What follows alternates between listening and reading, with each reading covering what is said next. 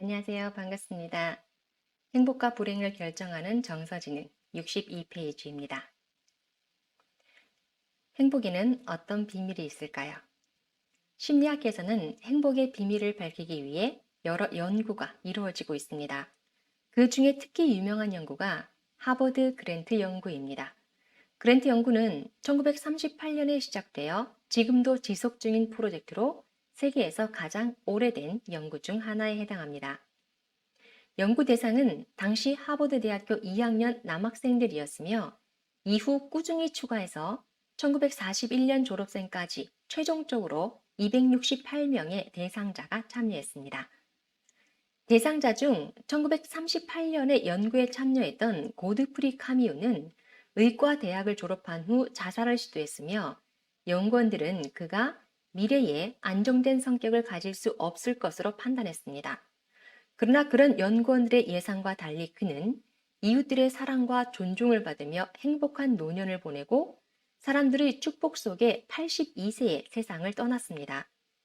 그랜트 연구원들이 29세의 카미유를 보고 그의 노년이 행복하고 사람들에게 사랑받는 사람으로 여생을 보내게 될 것이라고 누가 예견할 수 있었을까요? 그랜트 연구는 행복한 삶을 떠받드는 두 개의 기둥이 있다고 말합니다. 하나는 사랑이라는 기둥이고 다른 하나는 사랑을 밀어내지 않는 대응 방식을 찾아내는 것입니다. 결국 사람에게 가장 중요한 것은 사람과의 관계이며 고독이 가장 해롭다는 것이죠. 심리학계는 이렇게 전 세계적인 발달과 변화를 장기간 동안 추적하는 종단 연구를 통해 EQ가 IQ보다 삶에서 중요한 역할을 한다는 것을 보여주고 있습니다. 성공과 실패, 행복과 불행을 결정하는 가장 중요한 요인은 바로 EQ, 즉 정서적 요인입니다. 정서 지능이 높은 사람은 자기 성찰이 뛰어나며 자기 관리를 잘한다는 특징을 가지고 있습니다. 그리고 자신의 감정뿐만 아니라 주변 사람의 감정과 갈등을 파악하고 사회적 상황을 잘 파악하며 관계 관리 능력이 뛰어납니다. 그렇다면 그러한 정서 지능은 선천적으로 타고나는 것일까요? 아니면 후천적으로 습득되는 것일까요? 종단 연구의 결과는 품위 있고 건강한 삶은 유전적 영향보다 자신이 어떻게 살아가려 하느냐에 달려 있다는 것을 보여줍니다. 성장기가 지난 성인도 계속해서 발달하여 성격이 변할 뿐만 아니라 절망적인 초년기나 중년기를 보냈다 하더라도 노년에 행복한 인생을 살 수 있다는 것입니다. 그러므로 바로 지금 내 주변의 사람들과 어떤 관계를 맺는가 하는 것이 얼마나 중요한가를 알게 됩니다. 사람들과 보다 적극적인 인간관계를 맺어보고 그 중에 나와 마음이 통하는 사람들과 따뜻한 관계를 만들어가는 것은 행복을 위한 좋은 시작일 것입니다. 그동안 살아오면서 인연이 되었던 친구들을 한번 떠올려 보는 것이 어떨까요? 그 중에서 나에게 즐겁고 긍정적인 인상을 주었던 사람들 서너 명 정도 찾아보는 것입니다. 그리고 먼저 연락을 합니다.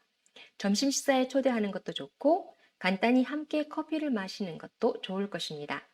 부담 없는 가벼운 시간을 보내다 보면 그 안에서 관계의 즐거움을 찾을 수 있습니다. 또는 새로운 사람들을 만날 수 있는 공동체에 참여하는 것도 좋습니다.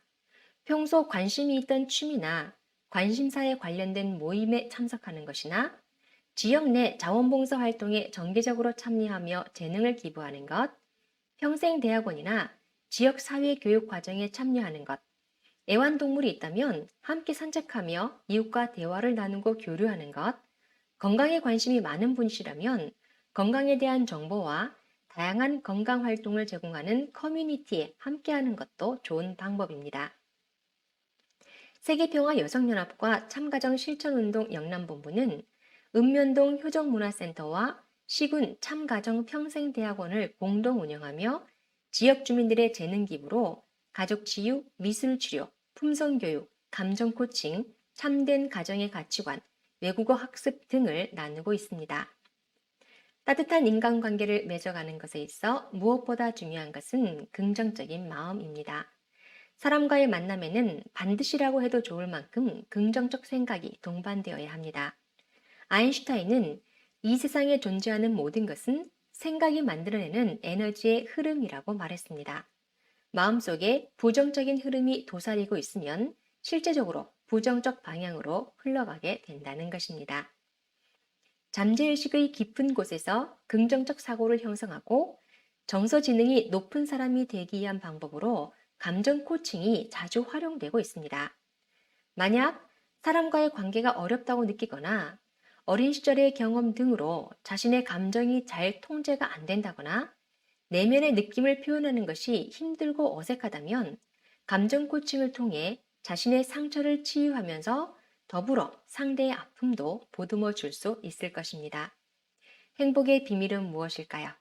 결국 사람과의 사회적 관계와 그들과 나누는 따뜻한 사랑인 것입니다. 바로 지금 내 옆에 있는 사람들과 친밀한 사랑을 나누면서 행복한 삶을 사시기를 바랍니다. 참고 파트입니다. 행복의 비밀은 행복의 조건이 발행되고 10년 후에 나온 책입니다. 이어진 10년간의 연구는 지난 연구의 결과를 더 지지해 주는 것도 있었고 전혀 다른 결과를 보여주는 것도 있었다고 합니다. 행복하게 나이가 들어갈 수 있도록 해주는 요소 7가지를 살펴보면 고통에 적응하는 성숙한 자세, 교육, 안정적 결혼, 금연, 금주, 운동, 적당한 체중이었습니다. 이 중 5가지 이상을 갖춘 106명은 80세에도 절반이 행복하고 건강하게 살았고 불행하고 아픈 이들은 단 7.5%에 그쳤다고 합니다. 우리는 내일을 위해 어떤 선택을 해야 할까요? 다음 시간에 뵙겠습니다. 감사합니다.